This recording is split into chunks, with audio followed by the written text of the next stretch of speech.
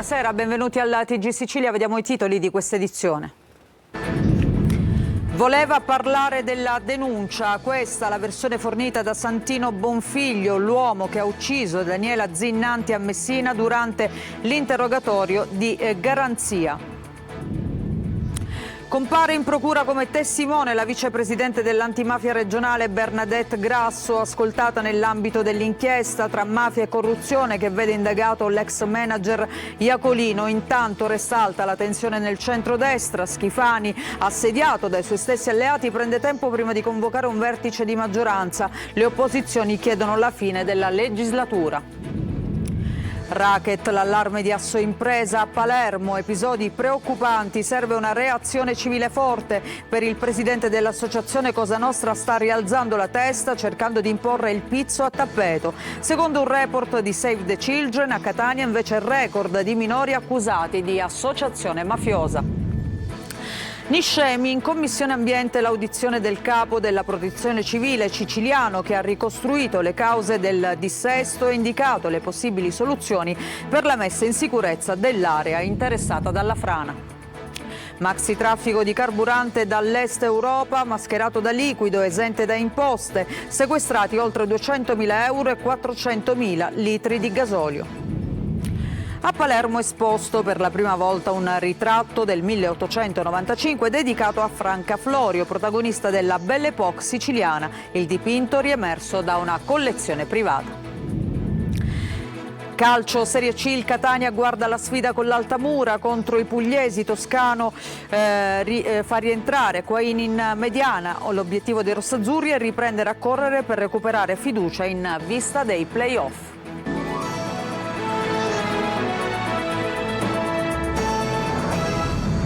In apertura ancora il femminicidio di Messina, voleva chiarire, parlare soprattutto della denuncia per gravi lesioni che la donna aveva presentato nei suoi confronti. Questa è la versione fornita da Santino Bonfiglio, l'uomo che ha ucciso appunto Daniela Zinnanti durante l'interrogatorio di garanzia di oggi. Sentiamo Francesco Triolo. È stato interrogato nel carcere di Gazzi a Messina Santino Bonfiglio, 67 anni, accusato di aver ucciso a coltellate la ex compagna Daniela Zinnanti, 50 anni, dalla GIP Alessia Smedile e dalla PM Roberta La Speme. L'indagato ha confermato la confessione resa dopo il fermo. Bonfiglio ha detto di essere andato a casa della Zinnanti perché voleva parlare della denuncia per gravi lesioni che aveva fatto la donna nei suoi confronti e che lui contestava. Intanto emergono nuovi particolari e nuove testimonianze, come quelle dei vicini dell'uomo di via Polveriera, che raccontano di aver sentito più volte le liti tra i due, la signora Daniela che gridava e l'intervento di polizia e carabinieri. Una volta è intervenuta anche l'ambulanza e la signora è stata portata in ospedale. Tutti, ha detto una vicina, pensavamo che non sarebbe finita bene, non che l'ammazzasse, certo, ma sicuramente che l'avrebbe fatta ancora del male. E a casa di Daniela Zinnanti in via Lombardia ci sono i fiori sotto la finestra della sua camera. Lì è stata trovata morta dalla figlia, lì si è recato Santino Bonfiglio nonostante fosse ai domiciliari e su quella misura richiesta dal GIP che adesso si concentra la famiglia. Era prevista l'applicazione del braccialetto elettronico, cosa mai avvenuta perché il dispositivo mancava. Per questo la famiglia di Daniela Zinnanti parla di morte annunciata e su questo aspetto chiederà spiegazioni attraverso il legale, l'avvocato Filippo Brianni. Sì, chiaramente le indagini sono all'inizio, vedremo esattamente cosa è successo, ne abbiamo piena fiducia negli investigatori che ritengo finora stiano facendo un ottimo lavoro e se questo aspetto dovesse emergere, chiaramente andremo poi fino in fondo su questo profilo. Quella di Daniela Zinnanti è una morte che ha lasciato sgomenta tutta la città. A distanza di un anno da quella di Sara Campanelle, i familiari di Sara hanno inviato una lettera a quelli di Daniela. È un ergastolo di dolore, ogni giorno sopravviviamo a un tormento che non dà tregua, hanno scritto. L'invito, dicono le associazioni antiviolenza, è quello di denunciare, ma poi servono gli strumenti per tutelare chi lo fa. E intanto nella nostra regione cresce il numero delle denunce per violenza di genere, ma Telefono Rosa dice nei ritardi che si consumano le tragedie. Roberta Lunghi. Daniela Zinnanti, ultima in ordine di tempo e terzo caso di femminicidio a Messina negli ultimi 15 mesi. La sua morte annunciata riporta l'attenzione sulla violenza di genere in Sicilia, dove nel 2025 e nei primi mesi del 2026 si contano 7 donne uccise e oltre 1400 casi di codice rosso attivati dalle procure per denunce di maltrattamenti, stalking e violenza sessuale, tentato femminicidio. Nel dettaglio, nel solo 2025 si registrano 595 casi nel distretto di Palermo con Trapani e Agrigento, 410 Catania con competenze su Ragusa e Siracusa, 221 a Messina, 144 tra Caltanissetta ed Enna. Numeri in aumento che secondo i centri antiviolenza sono legati a un crescente ricorso alla denuncia.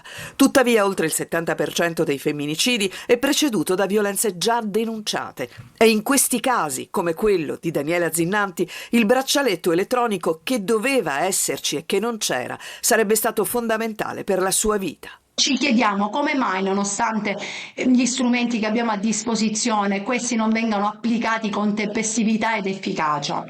Perché è nelle mancanze, nei ritardi che si consumano le tragedie. E allora dobbiamo avere il coraggio di chiederci seriamente che cosa non ha funzionato e quello che bisogna ancora fare affinché nessuna donna debba più morire. Adesso veniamo all'inchiesta per quanto riguarda la corruzione, soprattutto in ambito sanitario. Ricordiamo tra gli indagati c'è anche l'ex manager Iacolino, perché è comparsa in procura come testimone la vicepresidente dell'antimafia regionale Bernadette Grasso, ascoltata appunto nell'ambito di questa inchiesta tra mafia e corruzione. Intanto resta alta la tensione politica in Sicilia. Manlio Viola. Ha confermato di aver indicato nomi e inviato curricula al boss di Favara Carmelo Vetro, ma non sapeva chi fosse davvero il suo interlocutore. La vicepresidente della Commissione regionale antimafia, la forzista Bernadette Grasso, ha fornito agli inquirenti uno spaccato della vicenda di mafia e corruzione, parlando oggi pomeriggio con gli investigatori. La deputata è stata ascoltata come testimone e ha raccontato ai PM di non aver mai sospettato nulla e di essersi fidata perché quell'uomo le era stato presentato da Salvatore Iacolino. Non lo avrebbe però mai incontrato di persona, solo contatti via chat e telefono. Quelle assunzioni da parte di un'impresa di vigilanza vicina a Vetro poi non si fecero più e per questo Bernadette Grasso non risulta indagata. Lei, nonostante ciò, sta valutando se autosospendersi dalla Commissione regionale antimafia. Domani invece potrebbe essere ascoltato lo stesso Iacolino, anche se ancora non c'è conferma di questo interrogatorio. La vicenda nel frattempo fa crescere le già esistenti tensioni politiche anche all'interno della stessa maggioranza. Gli autonomisti tornano a rilanciare il dossier di 2 anni fa sulla sanità in Sicilia. In Commissione antimafia regionale proprio oggi è entrato un nuovo componente indicato da Fratelli d'Italia, ma il clima resta teso con le opposizioni all'attacco del governo e la maggioranza che ancora una volta ha dimostrato di non tenere in aula in occasione del voto sul terzo mandato dei sindaci. Una norma bocciata stavolta con numeri esorbitanti. E sull'inchiesta Iacolino c'è anche l'atto d'accusa del sindaco di Catania Trantino che dice la sanità deve uscire dalle logiche di amicizia e vicinanza politica. Giusy Lazzara. Sanità nella bufera dopo l'inchiesta Iacolino, il supermanager indagato per concorso esterno in associazione mafiosa.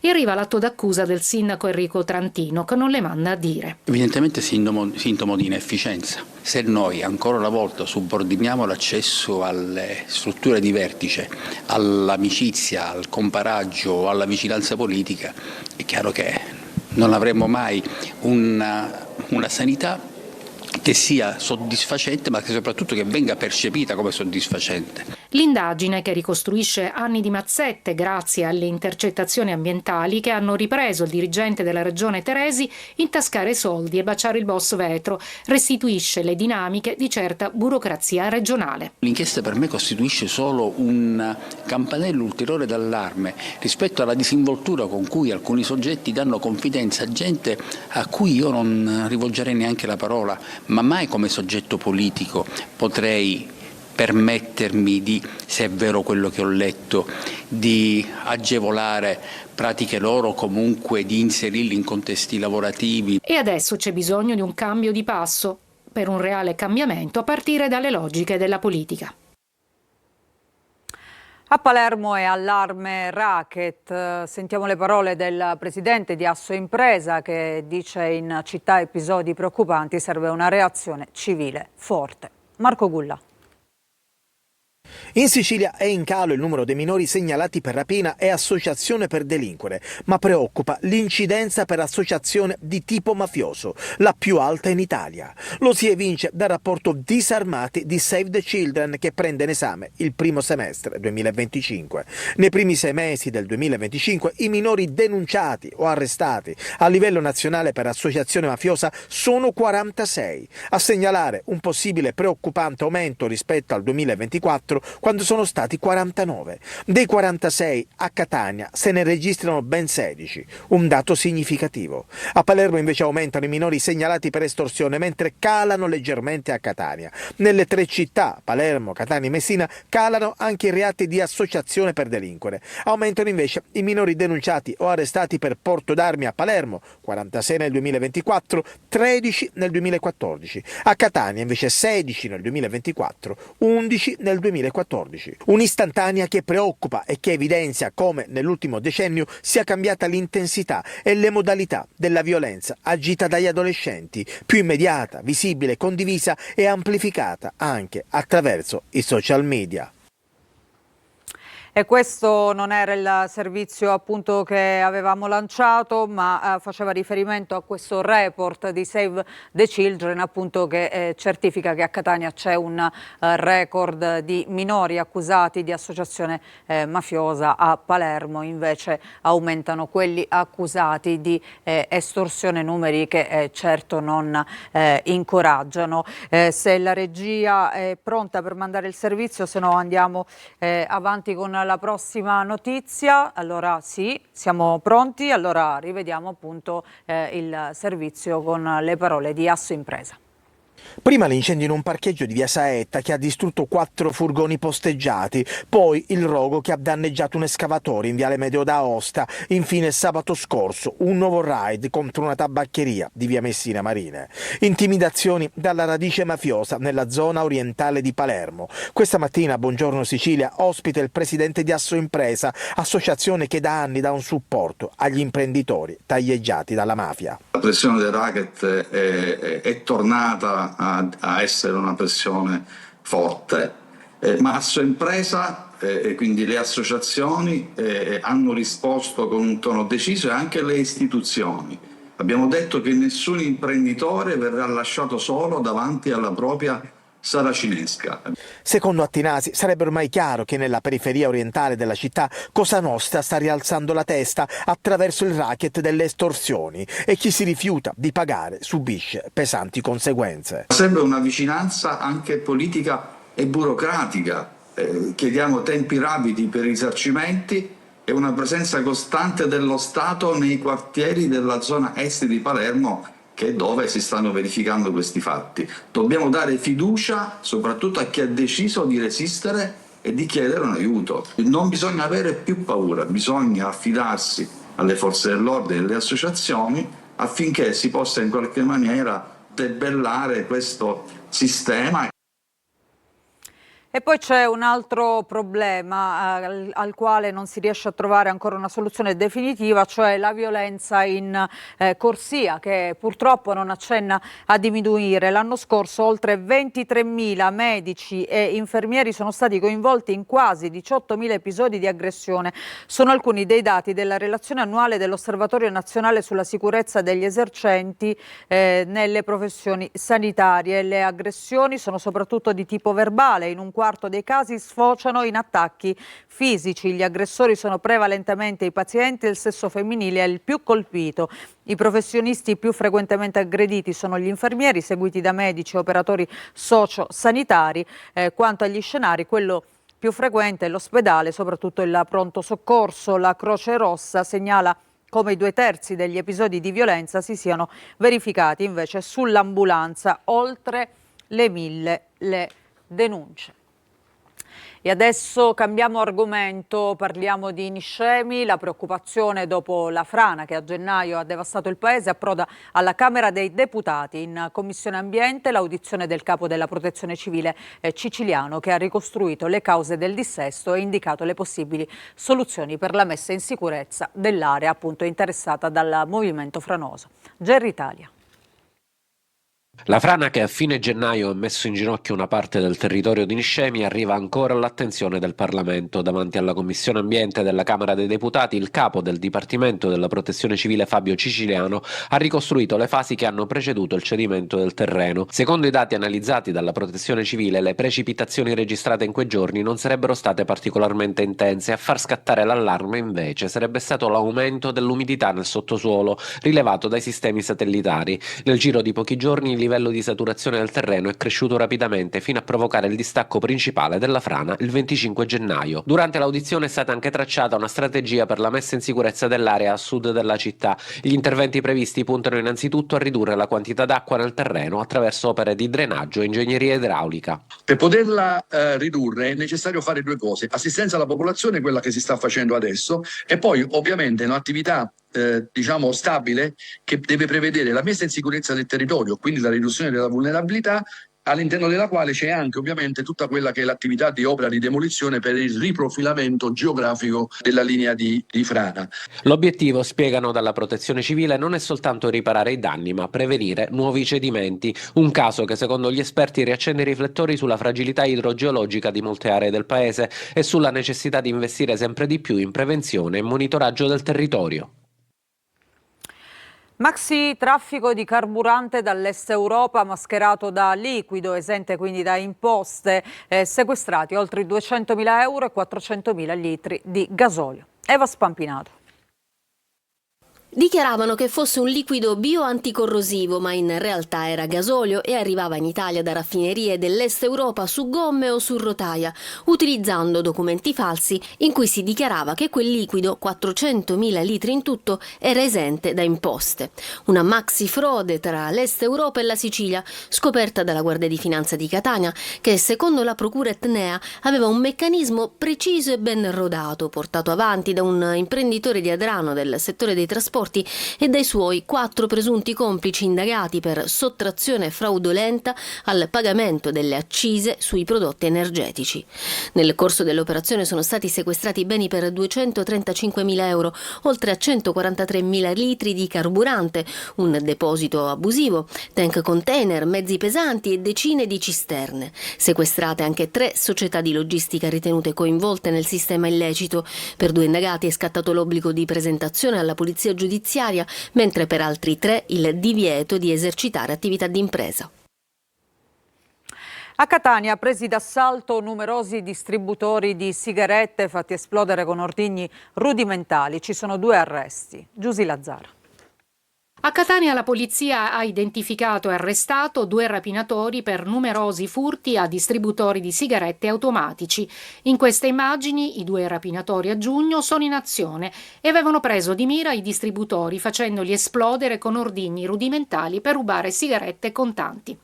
Gli investigatori sono arrivati a loro analizzando le immagini degli impianti di videosorveglianza delle diverse zone della città dove erano avvenuti i furti e le successive perquisizioni nelle loro abitazioni hanno fatto scoprire anche la presenza di materiale esplodente. I 2 sono accusati di furto aggravato e posti agli arresti domiciliari con braccialetto elettronico su disposizione del giudice. E adesso parliamo di arte. A Palermo è stato esposto per la prima volta un ritratto del 1895 dedicato a Franca Florio, protagonista della Belle Époque siciliana. Il dipinto, riemerso da una collezione privata, racconta il fascino e il ruolo pubblico della regina di Palermo. Vediamo. Un volto simbolo della Belle Époque torna a parlare al pubblico al Museo della Ceramica Florio e delle Arti Decorative di Palermo. La mostra Amatissima Franca, il dipinto ritrovato di Franca Florio, presenta per la prima volta un ritratto inedito del 1895, riemerso da una collezione privata. Da storici abbiamo approfondito le ricerche e abbiamo trovato una fotografia di Donna Franca Florio autografata, usata probabilmente come studio preparatorio. L'opera ritrae Franca Florio a mezzo busto, di spalle, in una posa sorprendentemente moderna. Lo sguardo non incontra quello dello spettatore, ma si sottrae, lasciando emergere una presenza elegante e distante. L'abito bianco e i gioielli raccontano il lusso e il prestigio della donna che fu definita la regina di Palermo. Lo si capisce per i tratti del viso e per il profilo importante, ma anche per i gioielli indossati. Infatti è noto il Collier des Chênes di Cartier. Il dipinto, mai esposto prima, è stato identificato dagli studiosi Vincenzo Profetto e Antonio Locascio e restaurato per l'occasione. In mostra anche fotografie originali d'epoca che dialogano con il quadro, ricostruendo l'immagine pubblica di una figura che seppe incarnare lo splendore e il declino della grande stagione del Florio. È un documento che dà un'ulteriore conferma di quello che era il suo prestigio, ma soprattutto di quello che lei rappresentava, e cioè un simbolo della Belle Époque. L'esposizione resterà visitabile fino al 12 aprile. E noi facciamo una pausa, ritorniamo tra poco con il calcio, parleremo della Catania che si prepara alla sfida con l'Altamura. A tra poco.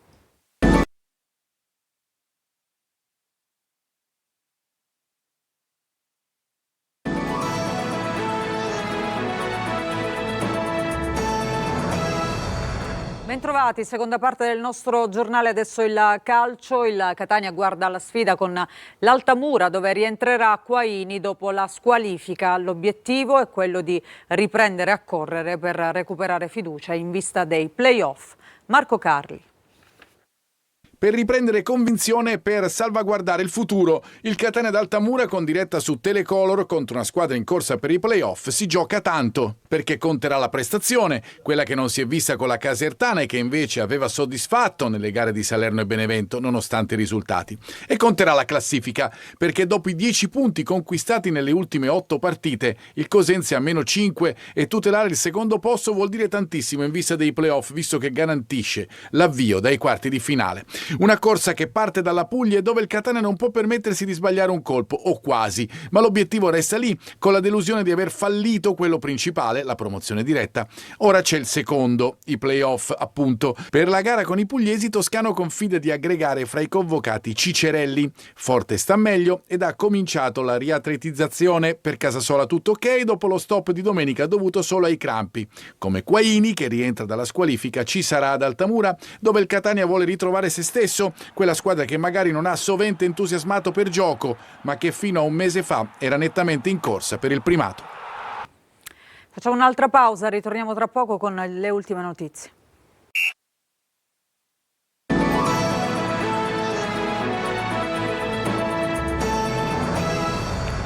Prima di chiudere c'è una notizia che riguarda Catania perché sarà temporaneamente chiuso al traffico il torna indietro situato sul lato ovest del tondo Gioeni sulla circonvallazione per consentire lo scavo e la posa di una canaletta di scolo. L'ordinanza dispone la chiusura dalle 10 del 13 marzo, quindi dalle 10 di domani sino alle 24 del 15 marzo e dalle 14.30 alle 16.30 del 16 marzo. Il traffico veicolare sarà deviato in corrispondenza del torna indietro davanti al civico 35, consentendo l'inversione di marcia. Ci fermiamo con questa notizia, grazie per essere stati con noi, vi auguro un buon proseguimento di serata.